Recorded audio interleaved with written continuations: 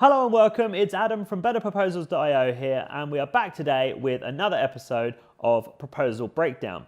Now today we've got Cheryl from the Reyl Design Group's proposal here, who is pitching for her web design services, and she's pitching for a brochure type website. So the first thing to look at here is her cover. Now what I really like about Cheryl's brand here is sort of the elegance and simplicity of it. It's very her, and it's very simple, and it kind of brings in the whole sort of flat design thing, which is super popular and very, very trendy at the moment. So her cover, although there's no background image or anything like that, it's very, very brand consistent and looks really, really smart. So we dive in.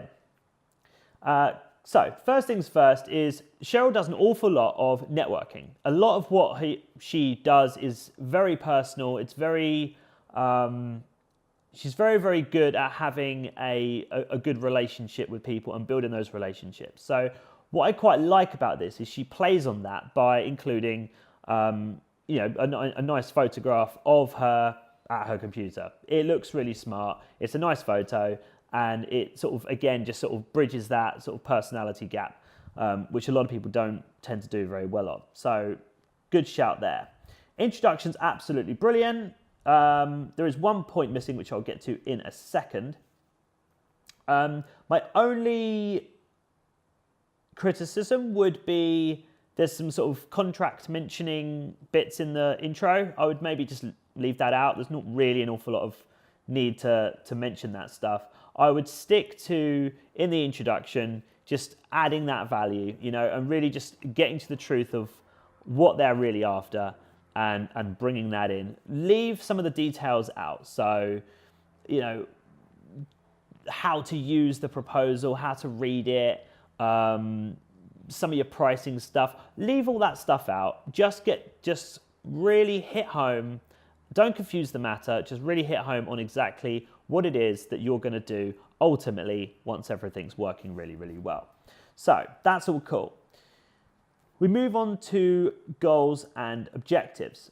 Now, this is where we find out what the website is actually for. So my suggestion here is you take the first paragraph of website goals and objectives, which is absolutely brilliant. It's straight to the point. It's written in her own words, and it really gets the truth of what the person that she's going to build this website for is really trying to do, which looks like it's sort of helping people sort of recover and get over the loss of a baby. So, super personal moment that somebody's going through in their life there. So what we really want to do is we want to get that forward. It's obviously something that's very, very important to the person that's building this website.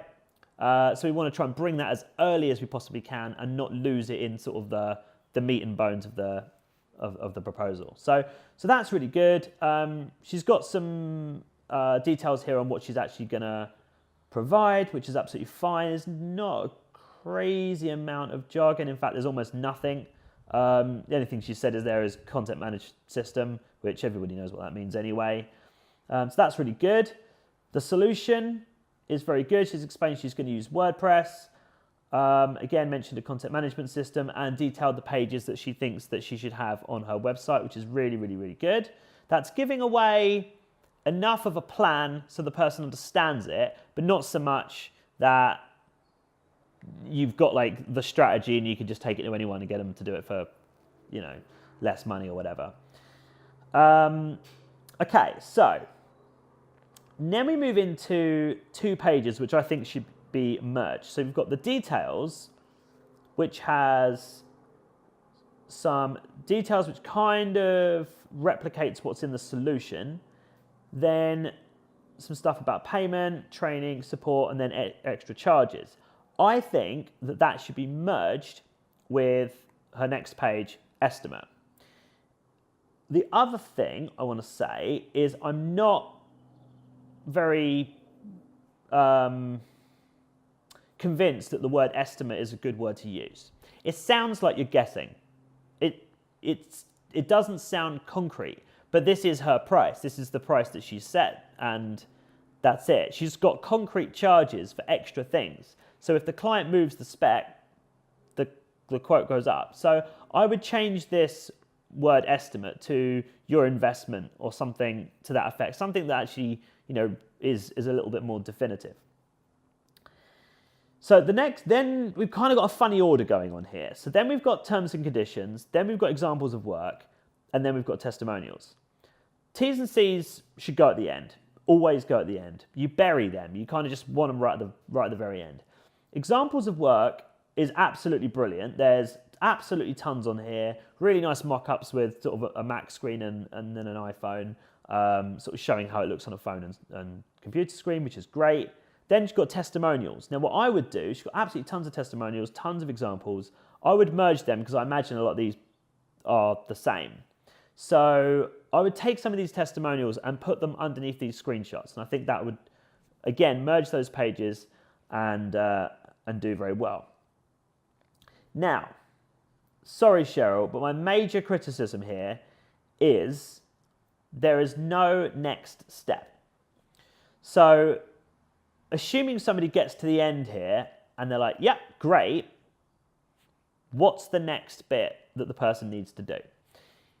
No matter how much you think you've communicated to them that they just reply to an email, maybe you've got a good relationship with them, whatever the situation is, you always want to make it very, very clear what they need to do in order to move this forward. Don't leave it up to them. It's not a guessing game. So I would have a page on here called Next Steps. And then on that page, I would have something along the lines of step 1, sign your name below, and that approves the proposal. Step 2, we will invoice you for, I don't know what her terms are, but 50% or whatever. And then we will arrange a call to gather the content so we can move forward or book your date in or whatever it is. So you always want to have that page in there called Next Steps, which has your digital signing element on it so people can digitally sign the proposal there and then, and just explain in Fisher-Price level language what they need to do next. Don't leave it up to them. It's not a guessing game. If they have to try and figure it out, it's just another little roadblock. Even if it is a little one, it's another roadblock and it might stop them from doing something about it, or at least doing it quickly. So very good. Content's all there. I just think some of the structure needs to be a little bit reordered. Some of those pages needs to be merged in order to really kind of like, bring this home and really sort of round it out. But actually very, very good. As I say, it just needs to be a little bit reorganized and it would be really, really good. So hope you've learned a lot from that and that helps you improve your proposals and also give you props where you've done well as well if you're looking at this and comparing it to your own. Yeah, hope you've enjoyed that. Thanks so much for watching. And as always, if you want to get your proposal reviewed, all you need to do is just send it through to me, adam@betterproposals.io, and I will get it in the queue. Thanks again, guys. Take care. See you later.